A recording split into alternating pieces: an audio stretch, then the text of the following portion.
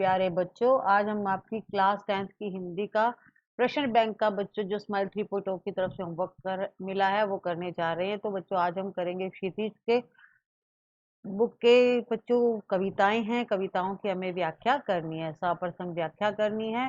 नीचे बच्चों कुछ व्याख्याएं दे रखी है। तो बच्चों कुल 19 व्याख्याएं हैं, तो हम एक बार इसी में ही करते जाएंगे सारी एक साथ। तो सबसे पहले हम पहली व्याख्या करेंगे, आपको पढ़नी है और पढ़ने के बाद आपको सप्रसंग व्याख्या करनी है। चलिए बच्चों शुरू करते हैं। तो बच्चों पहली व्याख्या का आंसर है, इसका प्रसंग है प्रस्तुत पद्यांश भगत कवि सूरदास द्वारा रचित सूर सागर के भ्रमर गीत प्रसंग से लिया गया है। उद्धव एवं गोपियों के मध्य कृष्ण प्रेम को लेकर दिए गए उल्हानों का वर्णन प्रस्तुत है। गोपियां उद्धव से कहती हैं कि कृष्ण को अपने मन की बात कह ही नहीं पाई है, अपने प्रेम को व्यक्त नहीं कर पाई है। बच्चों इसकी व्याख्या है, सूरदास जी गोपियों की विरह व्यथा को व्यक्त करते हुए उनकी दयनीय दशा को बता रहे हैं।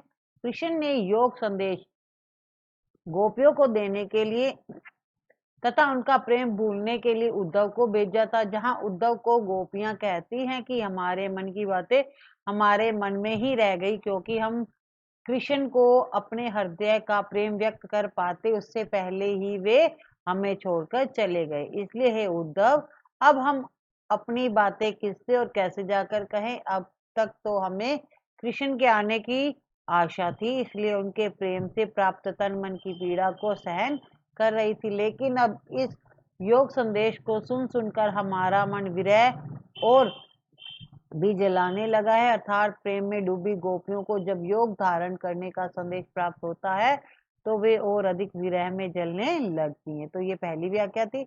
अब बच्चों चलिए व्याख्या नंबर 2 पर चलते हैं। कुल 19 व्याख्या है, तो ये भी बच्चों पहले पार्ट की व्याख्या है।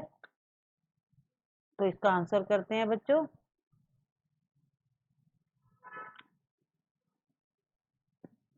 प्रसंग है इसका, प्रस्तुत पद्यांश भक्त कवि सूरदास द्वारा रचित सूर सागर के भ्रमर गीत प्रसंग से लिया गया है। सिखाने आए उद्धव को गोपियां कृष्ण के प्रति दृढ़ प्रेम को व्यक्त करते हुए कहती है कि हारिल पक्षी द्वारा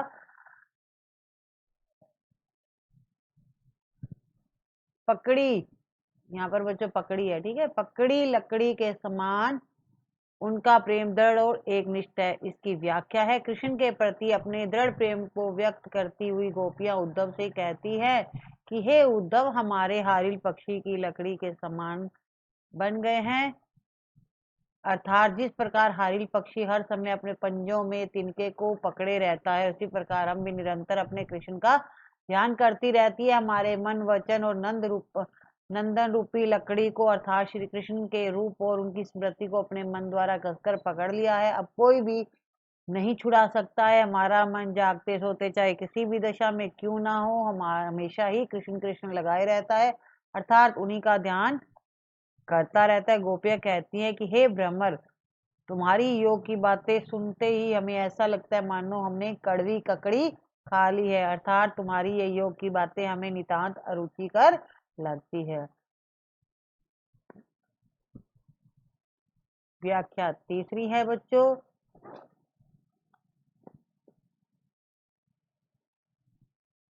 व्याख्या का आंसर है बच्चों, प्रसंग है प्रस्तुत पद्यांश भक्त कवि सूरदास द्वारा रचित सूर सागर के भ्रमर गीत प्रसंग से लिया गया है। इसमें सूरदास जी ने उद्धव और गोपियों के मध्य हुए कृष्ण प्रेम को लेकर गोपियों द्वारा उद्धव को दिए गए उपालम को व्यक्त है, जिसमें गोपियां उद्धव पर प्रेमहीन होने की व्यंजना प्रस्तुत कर रही है। व्याख्या, गोपियां उद्धव की प्रेमहीनता पर व्यंग कर कहती है कि हे उद्धव, तुम सचमुच बड़े भाग्यशाली हो, क्योंकि तुम कभी प्रेम के धागे से बंधे नहीं हो, अर्थात प्रेम बंधन से सर्वदा मुक्त हो। तुम प्रेम बंधन से उसी प्रकार सर्वदा मुक्त रहते हो जिस प्रकार कमल का पत्ता हमेशा जल में रहता है, परंतु उस पर जल का एक भी दाग नहीं लग पाता है, अर्थात उस पर जल की बूंद भी नहीं ठहर पाती है, अर्थात अथवा तेल की मटकी को जल में भीतर डुबोने पर भी उस पर जल की एक बूंद भी नहीं ठहरती है। इसी प्रकार तुम भी प्रेम रूपी कृष्ण के पास हमेशा रहते हुए कभी उनसे प्रेम नहीं करते, उनके प्रभाव से हमेशा मुक्त बने रहते हो।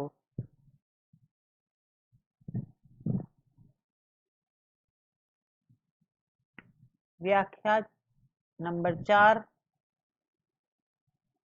इसका आंसर है, सबसे पहले हमें प्रसंग करना होता है कि ये किस पाठ से लिया गया है। प्रस्तुत पद्यांश तुलसीदास द्वारा, ये बच्चों दूसरे पाठ का है, रचित राम लक्ष्मण परशुराम संवाद से लिया गया है। सीता स्वयंवर में शिव धनुष का टूटना और क्रोधित अवस्था में परशुराम का सभा में प्रवेश करने का वर्णन किया गया है, जहां जाकर वे धनुष तोड़ने वाले के बारे में पूछते हैं। व्याख्या इसकी, राम परशुराम से कहते हैं, हे नाथ, शिव के धनुष को तोड़ने वाला कोई आपका सेवक ही होगा, क्या आज्ञा है मुझसे, आप क्यों नहीं कहते। इसे सुनकर क्रोधित मुनि परशुराम नाराज होकर बोले, सेवक वही है जो सेवा करे, शत्रु कर्म करके जो युद्ध करे वह सेवक नहीं है।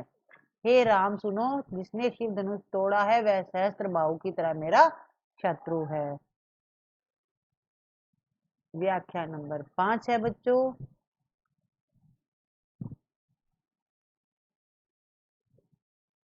तो इसका आंसर है बच्चों, सबसे पहले प्रसंग करना है। प्रस्तुत पद्यांश तुलसीदास द्वारा रचित राम लक्ष्मण परशुराम संवाद से लिया गया है। सीता स्वयंवर में शिव धनुष का टूटना और क्रोधित अवस्था में परशुराम का सभा में प्रवेश करने का वर्णन किया गया है, जहां जाकर वे धनुष तोड़ने वाले के बारे में पूछते हैं। इसकी व्याख्या है, मुनि वचनों को सुनकर लक्ष्मण मुस्काए और परशुराम का अपमान करते हुए बोले, हे स्वामी, बाल्यावस्था में अनेक धनुष तोड़ डाले, किंतु कभी आपने इस तरह क्रोध नहीं किया। इस धनुष पर ममता किस कारण है। उसे सुनकर भृगु वंश ध्वजा परशुराम क्रोध करके बोले, हे राजपुत्र, कालवश होने के कारण बोलने में तुम्हें समझ नहीं है कि तू क्या कह रहा है। यह संसार भर को ज्ञात है कि यह शिव धनुष क्या सामान्य छोटे धनुष के समान है। बच्चों, मैं आपको व्याख्या दिखा रही हूँ ताकि आपको इसका आंसर आसानी से मिल जाए। छठी व्याख्या है बच्चों, इसका आंसर है प्रसंग। तो नंबर लगे हुए हैं बच्चों यहाँ पर 1 2 3। प्रस्तुत पद्यांश तुलसीदास द्वारा रचित राम लक्ष्मण परशुराम संवाद से लिया गया। परशुराम लक्ष्मण को उदंड मूर्ख बता रहे हैं। इस पर लक्ष्मण भी शूरवीरों की प्रवृत्ति को स्पष्ट करते हुए परशुराम का उपहास बना रहे हैं। इसकी व्याख्या है, शूरवीर तो युद्ध में शूरवीरता का कार्य करते हैं और अपने मुंह से अपनी प्रशंसा नहीं करते हैं। शत्रु को युद्ध में उपस्थित पाकर कायर ही व्यर्थ में अपने प्रताप की अर्थात अपने यश की, कीर्ति की हींग डांका हंका करते हैं, दीघ हंका करते हैं। इसकी व्याख्या, लक्ष्मण परशुराम से कहने लगे कि आप तो मानो मृत्यु को हाँक लगाकर अर्थात आवाज देकर मेरे लिए बुला रहे हैं। लक्ष्मण की कठोर बातें सुनकर परशुराम ने अपने फरसे को संभाल कर हाथ में ले लिया। छठी व्याख्या हो गई है बच्चों। व्याख्या नंबर 7।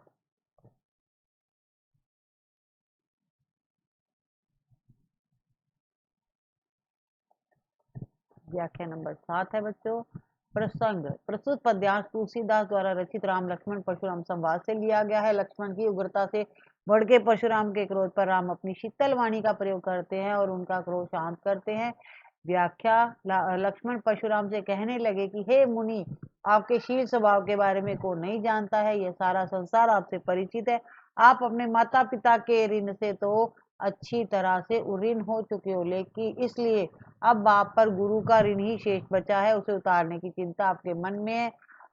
अब आप मुझे मारकर शायद गुरु के ऋण से मुक्त होना चाहते हैं। ये आपके लिए ठीक भी है।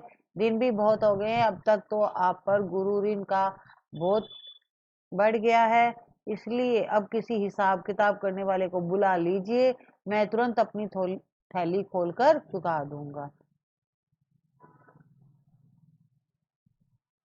व्याख्या नंबर 8।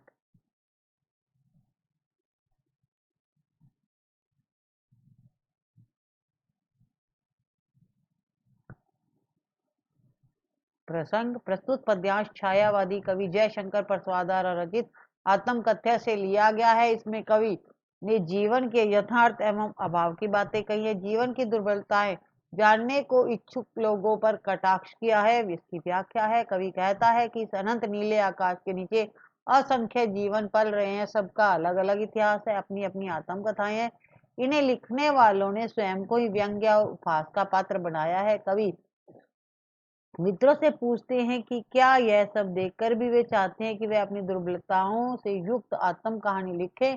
इस खाली गगरी जैसी महत्वहीन आत्मकथा को पढ़कर उन्हें क्या सुख प्राप्त होगा। चलिए बच्चों, व्याख्या नंबर 9 पर पहुंचते हैं।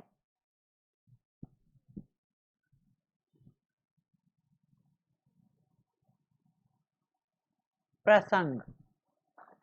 प्रस्तुत पद्यांश छायावादी कवि जयशंकर प्रसाद द्वारा रचित आत्मकथ्य से लिया गया है। इसमें कवि अपने प्रेम व सुख की वे बातें किसी को नहीं बताना चाहते जो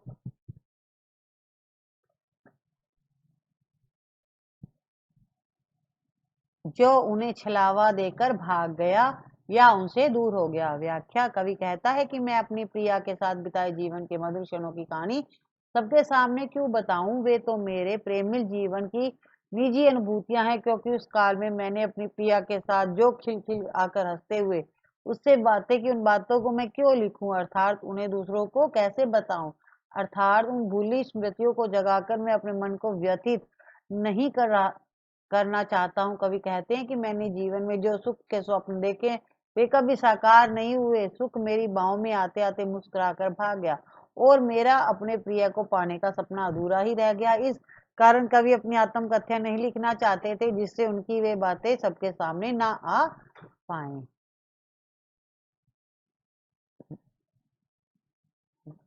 व्याख्या नंबर 10। प्रसंग। प्रस्तुत पद्यांश छायावादी कवि जयशंकर प्रसाद द्वारा रचित आत्मकथ्य से लिया गया है। इसमें कवि अपनी मधुर स्मृतियों को याद कर कह रहे हैं।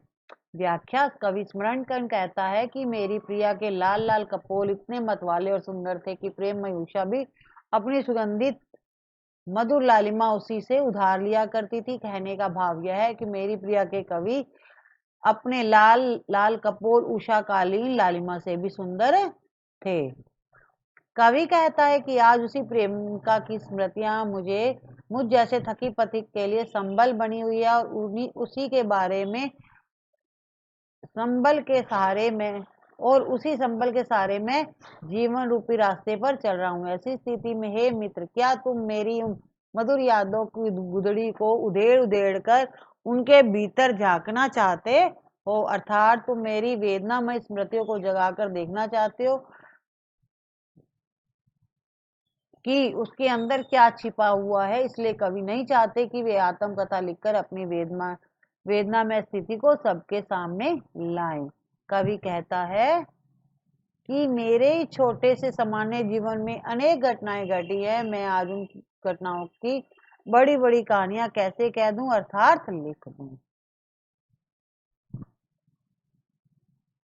व्याख्या नंबर 11।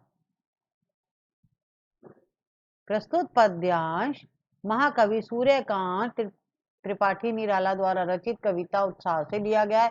यह एक गीत है। बादलों को बरसने को कहते हैं क्योंकि बादल नई चेतना नए अंकुर को जन्म देते हैं। व्याख्या। उपरोक्त पंक्तियों में कवि निराला ने उस सुंदर वातावरण का वर्णन किया है जब आकाश काले काले बादलों से भर जाता है, बिजली चमकने और बादलों के गर्जन का शोर होता है। तब कवि बादल को संबोधित करता हुआ कहता है कि हे बादल, तुम गरजो, समस्त आकाश को घेर घेर कर मूसलाधार वर्षा करो। हे बादल, तुम अत्यंत सुंदर हो, तुम्हारा स्वरूप छोटे बालक के समान है जिसके सिर पर काले घुंघराले बाल हैं। यहाँ बादलों का मानवीकरण किया गया है। कवि कहता है कि ओ काले रंग के बाल, सुंदर सुंदर घुंघराले बादल, तुम पूरे आसमान को घेर कर जोरदार ढंग से गर्जना करो। तुम अबोध बालकों की कल्पना के समान पाए गए हो। तुम अपने हृदय से बिजली की शोभा को धारण करते हो। तुम नवीन सृष्टि करने वाले हो। तुम जल रूपी नवीन जीवन प्रदान करने वाले हो।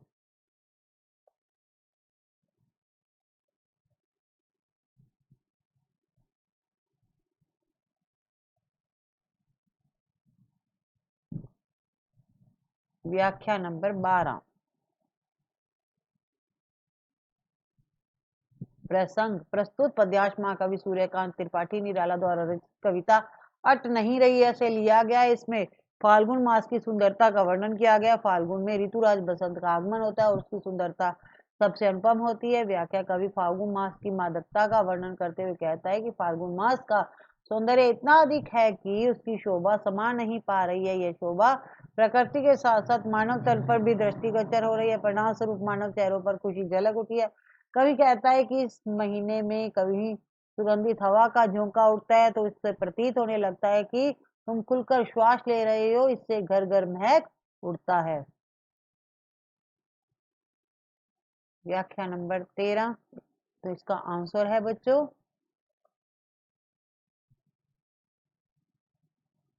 प्रसंग।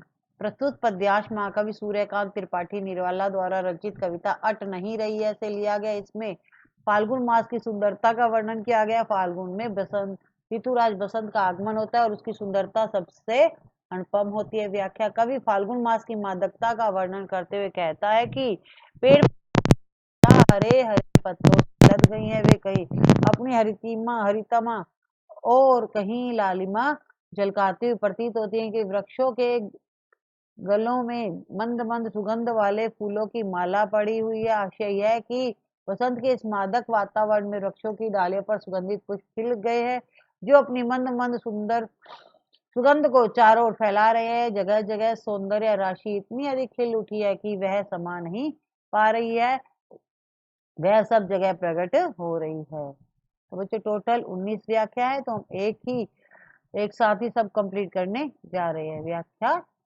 नंबर 14। प्रसंग। प्रस्तुत पद्यांश नागार्जुन द्वारा रचित यह दंतुरित मुस्कान से लिया गया है। कवि ने इसमें छोटे बच्चों की मनोहरी मुस्कान देखकर मन के भावों को प्रकट किया है। इसकी व्याख्या है। कवि नन्हे बच्चों को संबोधित करते हुए कहता है कि तुम्हारे नन्हे नन्हे निकलते दांतों वाली इस इतनी मनमोहक है कि मरे हुए आदमी में भी जान डाल सकती है। कहने का आशय है कि यदि कोई निराशा उदास मुस्कान और बेजान व्यक्ति भी तुम्हारी इस दंतुरित मुस्कान को देख ले, तो वह भी एक बार प्रसन्नता से खिल उठे, उसके भी मन में इस दुनिया की ओर आकर्षण जाग उठे। कवि कहता है कि तुम्हारे इस धूल से सने नन्हे तन को देखता हूं तो ऐसा लगता है मानो कमल के फूल तालाब को छोड़कर मेरी झोपड़ी में खिल उठो। कहने का तात्पर्य आशय है कि तुम्हारा सुंदर सुकोमल मुख कमल के समान प्रतीत होता है, जिसे देखकर मन प्रसन्न हो जाता है। ऐसा लगता है कि प्राणवान का स्पर्श पाकर ये चट्टानें पिघलकर जल बन गई हैं।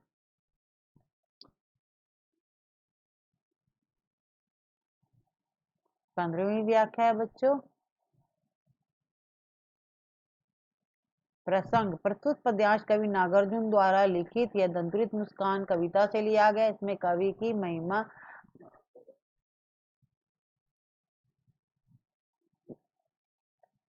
व्यक्त करें। व्याख्या।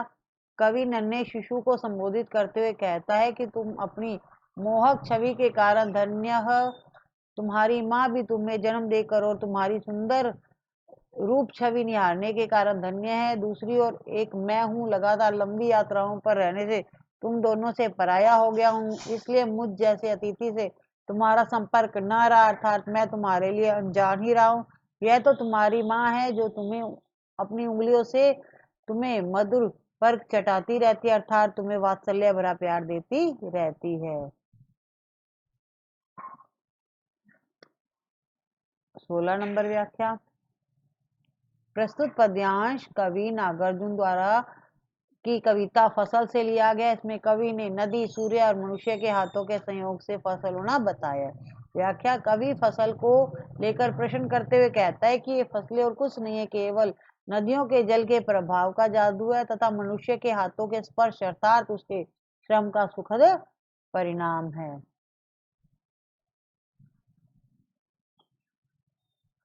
व्याख्या नंबर 17। प्रसंग। प्रस्तुत पद्यांश कवि गिरजा कुमार माथुर द्वारा लिखित कविता छाया मत छूना से लिया गया। इसमें कवि जीवन में सुख दुख दोनों की उपस्थिति बताते हैं। विगत के सुखों को याद करके वर्तमान में दुख गहरा नहीं करना चाहिए, जैसे भाव व्यक्त किया है। व्याख्या। कवि अपने मन को संबोधित करते हुए कहता है कि हे मन, तू कल्पनाओं के संसार में विचरण मत करना। पिछली स्मृतियां तुझे भ्रमित करेंगी और उनको याद कर तेरा दुख दूना हो जाएगा। माना कि तुम्हारे जीवन में अनेक प्रकार की रंग बिरंगी मन भावन मधुर यादें समाई हैं, उन्हें याद करके तुम्हारे मन में न केवल मन भावन चित्र बढ़ते हैं, बल्कि उनके साथ जुड़ी मन को अच्छी लगने वाली गंध भी तुम्हारे तन मन को खुशियों से भर देती है। तुम अपनी प्रिया की यादों में जीकर उसके तन की गंध महसूस कर लेते हो। इस प्रकार पुरानी मधुर यादों में डूबकर पूरी रात बीती जाती है। अर्थात समय गुजर जाता है।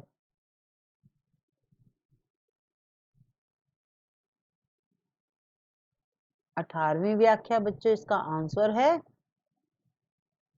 प्रसंग। प्रस्तुत पद्यांश कवि गिरजा कुमार माथुर द्वारा लिखित कविता छाया मत छूना से लिया गया है। इसमें कवि ने दुख के पीछे सुख और सुख के पीछे दुख की भावना को व्यक्त किया है। व्याख्या, कवि यथार्थ का बोध कराता हुआ कहता है कि संसार में ना तो यश का कोई मूल्य, ना धन वैभव का, ना मान सम्मान से कोई संतुष्टि मिलती है, ना धन दौलत से संतोष मिलता है। मनुष्य इस संसार में रहते हुए इनके पीछे जितना दौड़ता है उतना ही वह भटकता चला जाता है, क्योंकि भौतिक वस्तुएं व्यक्ति को भरमाती है। प्रभुता या बड़प्पन पाने की कामना भी एक विडंबना है। यह केवल मृग तृष्णा या छलावा भर ही है। सत्य तो यह है कि हर चांदनी रात के पीछे एक काली रात छिपी होती है, अर्थात हर सुख के पीछे एक दुख छिपा होता है। इसलिए छायाओं या कल्पनाओं में सुख खोजने के बजाय जीवन के यथार्थ अर्थात सत्य को समझना चाहिए। बच्चों व्याख्या नंबर 19 लास्ट व्याख्या है बच्चों। इसके बाद बच्चों व्याख्याएं आएंगी, वो नेक्स्ट वीडियो में करेंगे। तो ये 19वीं व्याख्या है बच्चों, इसका आंसर है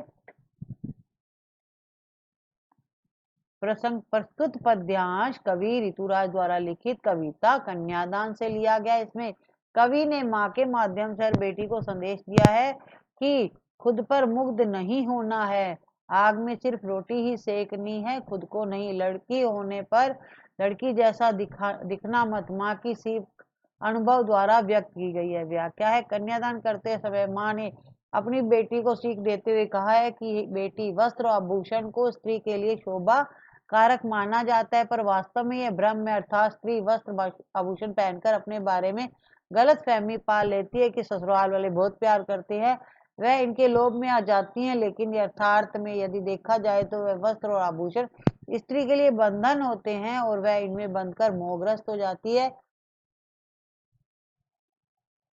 अपना अस्तित्व भुला बैठती है। माँ ने पुत्री को अंतिम शिक्षा देते हुए कहा है कि तुम लड़की बनकर तो रहना, पर लड़की जैसा दिखना मत, अर्थात दुर्बल, पराश्रित और दमन चक्र से दबी हुई मत रहना, सहनशीलता के साथ स्वाभिमान से रहना। तो बच्चों ये टोटल 19 व्याख्याएं थी, हमने एक ही वीडियो में कंप्लीट कर लिया है। नेक्स्ट वीडियो में बच्चों हम करेंगे गद्य भाग की व्याख्या है। तो आज बच्चों इतना ही है। वीडियो को लाइक और शेयर करना और चैनल को भी सब्सक्राइब करना, ताकि आपका जो स्माइल 3 का होमवर्क मिले आपको, वो हम जल्द से जल्द आपको कंप्लीट करवा पाए। Thank you, have a good day.